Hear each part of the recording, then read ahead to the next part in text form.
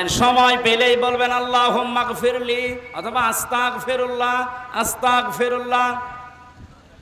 পৃথিবীতে সবচাইতে বেশি খুশি হয় আল্লাহ এই শব্দটা শুনলে। মানুষ যখন বলে আস্তাগফিরুল্লাহ আস্তাগফিরুল্লাহ, আল্লাহ আমি ক্ষমা চাই আমি ক্ষমা চাই, ফেরেশতাদেরকে দিয়ে আল্লাহ বলে হামজার দিকে তাকা, নিষেধ করেছিলে বানাতে অথবা না দেখেই দেখ আমার কাছে এমনিতেই ক্ষমা চাইতে আছে। এই আমলটা আমি সব প্রত্যেকে যেন আমাদের প্র্যাকটিক্যাল লাইফে করতে পারি, বলেন আমিন। আল্লাহ রাব্বুল আলামিন যে দিনের বর্ণনা দিচ্ছিলেন কিয়ামতের এই ভয়াবহতায়, যে বিচার ব্যবস্থার কথা শুনলাম, আমি আবার বলছি আল্লাহর বিচারে কোনো অবিচার বলেন না কেন? ন্যায় বিচার করলে কেউ বাঁচবে? বাঁচার একটা পথ আছে, আল্লাহর ক্ষমা। আল্লাহর বলেন বলেন তাফসিরে কাবীরের ভেতরে পেয়েছি আল্লাহ রাব্বুল আলামিন বিচার ব্যবস্থা যখন শুরু করবেন, তার এই সিস্টেমে প্রতিটি মানুষকে আল্লাহ তিনটা পর্যায়ে ডাকবেন। প্রথম নাম্বারে মানুষকে আল্লাহ ডাকবেন স্রেফ একা একা। কয়জন করে? যারাই বসে আছি প্রত্যেকে আয়াতের সাথে আজকে থেকে জীবন মিলাবেন। অনেক ভ্রান্ত ধারণায় রংপুর বিভাগে আছে। অনেকেই মনে করে কিয়ামতের দিন আমার পীর সাহেবের সাথে মিছিল দিতে দিতে উঠবো। এটা চট্টগ্রাম আর বরিশাল আর এই যে সিলেট, এই সমস্ত বিভাগের মানুষগুলোর ভেতরে বদ্ধমূল বেশি এই বিশ্বাস। ওরা অভাবে মানুষকে বোঝায় যে কিয়ামতে এক একটা মানুষ অনেক পীর সাহেব উঠবে লক্ষ লক্ষ মুরিদ নিয়ে, তখন আমিও তার পেছনে স্লোগান দিতে দিতে যাব, আমার চিন্তা নেই। অথচ এটা যে তাহা মিথ্যা কথা, কোরআনের পুরা বিরুদ্ধে। সূরা মরিয়ম 16 নম্বর পারা 10 নম্বর পৃষ্ঠা 15 নম্বর লাইনের 95 নম্বর আয়াতে আছে ওয়াকুল্লুহুম আতিহি ইয়াউমাল কিয়ামাতি ফারদা। আল্লাহ পাক বলেন কিয়ামতের ময়দানে প্রতিটি মানুষকে আমার বিচার ব্যবস্থার সামনে আসা লাগবে স্রেফ একা একা। কয়জন করে? বলেন বলেন। তাহলে যারা পীর সাহেবের সাথে উঠবে মিছিল দিতে দিতে, এটা সত্য কথা না বানানো? এটা পুরাটা বানোয়াট কথা, আপনাকে ধোঁকা দিয়ে বোকা বানিয়ে রাখছে। কারো উপর ভরসা না, কিয়ামতে আপনাকে স্রেফ একা একা ওঠা লাগবে। আপনি এবার নিজে ভাবেন, আপনি যখন উঠবেন একা একা, এমন কি তৈরি করে গেলেন দুনিয়ায় যে আপনি জবাব দিতে পারবেন বলেন? সেদিন একটা কনফারেন্স দেখছিলাম, বিচারক একটা ছোট্ট বাচ্চাকে 11 বছর বয়সের অন্ধ কোরআনের হাফেজ, তাকে ডাক দিয়ে বলছে তুমি যে ফার্স্ট হলে আজকে, অথচ তোমার চোখ নেই, তুমি অন্ধ মানুষ, আল্লাহর বিরুদ্ধে তোমার কোনো নালিশ আছে? ছেলেটা বলছে বিচারক আমার কোনো নালিশ আল্লাহর প্রতি নেই, আমি আরো খুশি। তুমি খুশি মানে? খুশি আমি এই কারণে, কিয়ামতে যখন আল্লাহ বিচারের জন্য প্রত্যেকটি মানুষকে ওয়াকুল্লুহুম আতিহি ইয়াউমাল কিয়ামাতি ফারদা একা একা ডাকবে। আমি আল্লাহর সামনে যখন একা দাঁড়িয়ে যাব স্রেফ, আমার বিভিন্ন নিয়ামতের প্রশ্ন আমাকে জিজ্ঞাসা করবে। শেষ পর্যায়ে আল্লাহকে আমি হয়তো বলতে পারবো মাবুদ তুমি তো আমাকে চোখ দাওনি, দুনিয়ায় অন্যান্য নিয়ামতের হিসাব আমাকে প্রথমে জিজ্ঞাসা করো না, চোখেরটা জিজ্ঞাসা করো, এইটা দিয়ে শুরু করো। প্রথমটা জিজ্ঞাসা করলে আমি বলবো আল্লাহ আমি চোখে দেখি নাই, এও সেলাই হলেও দয়া করে বাকিটা আর জিজ্ঞাসা না করে মাফ করে দাও। আরে ভাই ওর তো চোখ ছিল না, ওটা একটা কিছু নিয়ে যেতে পারছে, আপনার কি নেই? বলেন আপনার কি নেই? আপনি কি নিয়ে দাঁড়াবেন? আমি একা একা থাকলে মাঝে মাঝে আমার মনে হয় আল্লাহ পাক যদি বিচারের এই প্রথম পর্যায়ে বলে হামজা 2024 সালের মার্চ মাসের 31 তারিখ পর্যন্ত তোরে মাফ করে দিলাম, শুধু এপ্রিলের 1 থেকে এই 27 তারিখ পর্যন্ত জবাব দিয়ে তুই জান্নাতে চলে যা। আমার তো মনে হয় 27 দিনে জবাব দেওয়াও ঠিকঠাক মতো আমার দ্বারা সম্ভব না। আপনারা পারবেন না? আপনারা পারবেন।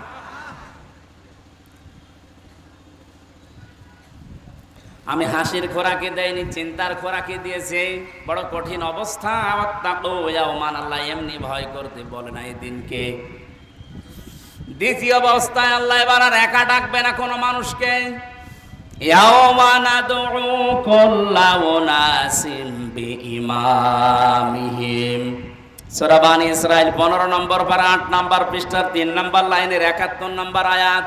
এটা তাফসিরে ফি জিলালিল কোরআনে পাবেন। সাইয়্যিদ কুতুব রাহমাতুল্লাহ আলাইহি লিখেছেন, কিয়ামতে এবার আল্লাহ প্রতিটি মানুষকে ডাকবে তার নেতার সাথে। কার সাথে?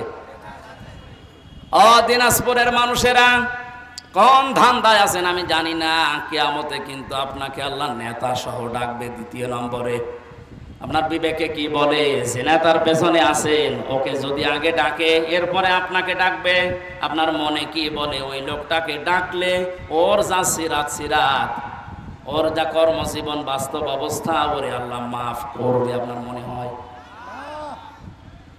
বলছেন না, এখনই ধরা ওর প্র্যাকটিক্যাল লাইফ দেখে যদি আপনার এখনই মনে হয় যে না আমি যার পেছনে আছি ওরে মাফ করার কথা না, কারণ ওর যা চরিত্র আমি তো জানি, তাহলে ওর পেছনে কিয়ামতে আমারে আল্লাহ ডাকবে, ওরে মাফ না করলে আমার তো মাফই নেই। এখনো বিবেকের দরজায় যাদের তালা লাগানো আছে, আমি নিচে নামতে পারলাম না, বাকিটা আপনার বিবেকের ব্যাপার।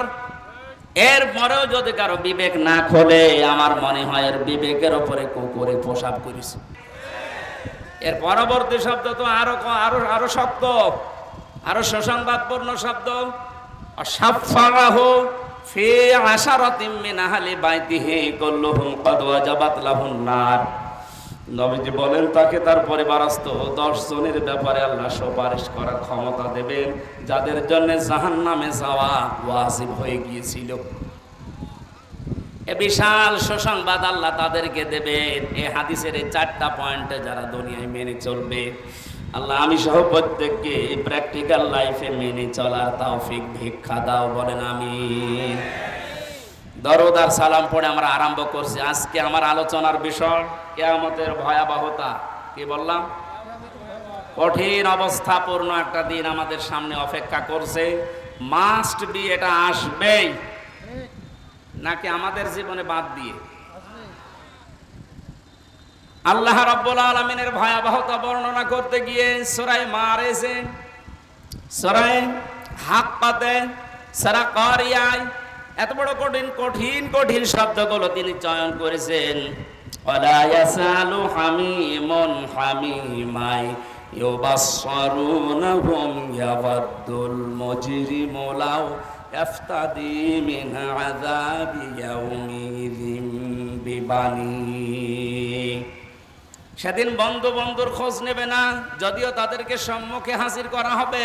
ইউবাসসারুনহুম, এটা আমার বন্ধু বিশ্ববিদ্যালয়ে থাকাকালীন আমরা এক জায়গায় ছিলাম, আপনাদের দিনাজপুরের শহরে বাড়ি।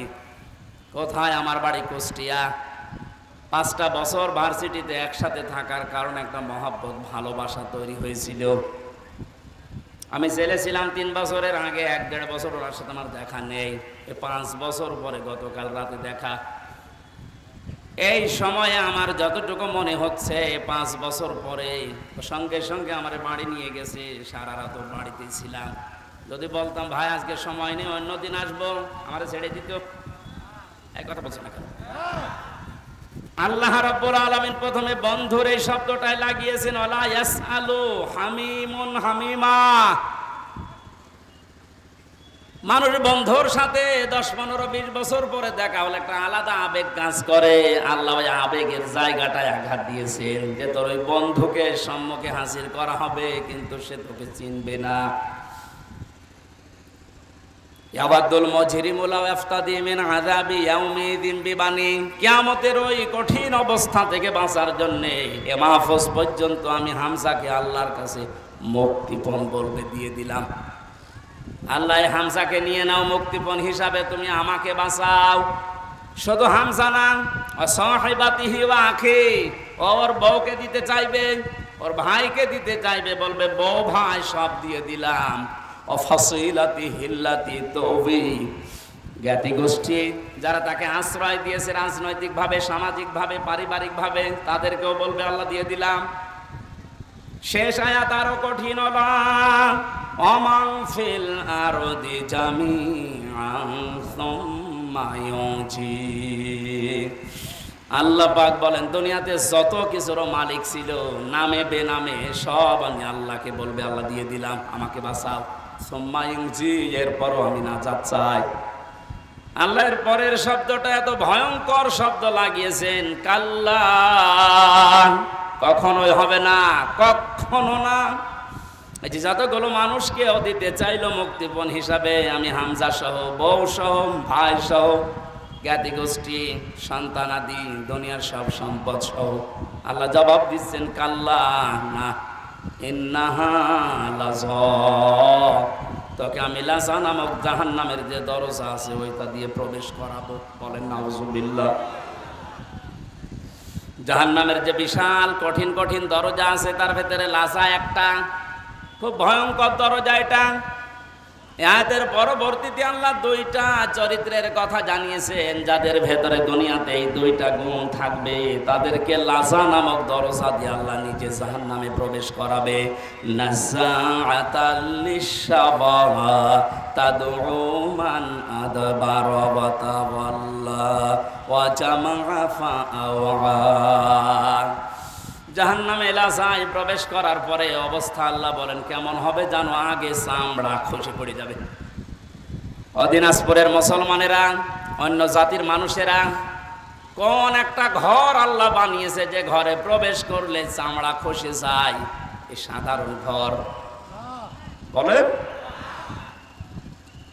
আমি 3 বছর আগে যেখানে রিমান্ডে ছিলাম 10 দিন, ওনাদের যে সিস্টেমগুলো, যে অপরাধ করে তাকে ওই রকম জায়গায় নিয়ে শাস্তি দিয়ে কথা বের করে। পাশে যাকে নিয়ে গেল আমি বললাম ভাই আপনার সাথে কি করেছে?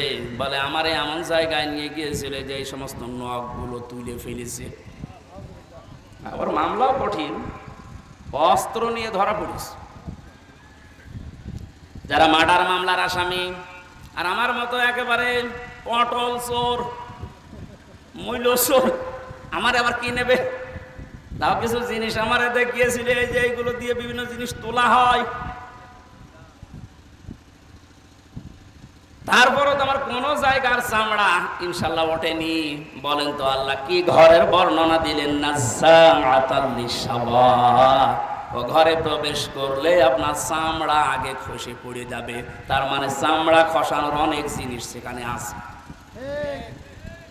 যে দুইটা গুণের কথা আল্লাহ আয়াতে দিয়েছেন, যারা সত্যকে সত্য জানার পরে এদবার করে, মুখ ফিরিয়ে চলে যায়, অহংকার করে, এটা কিন্তু মুসলমান না।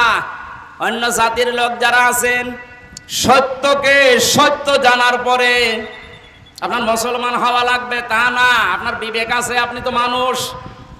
সত্যকে সত্য জানার পরে কোন মানুষ যদি এদবার করে, মুখ ফিরিয়ে চলে যায়, অহংকার করে, আর দুনিয়াতে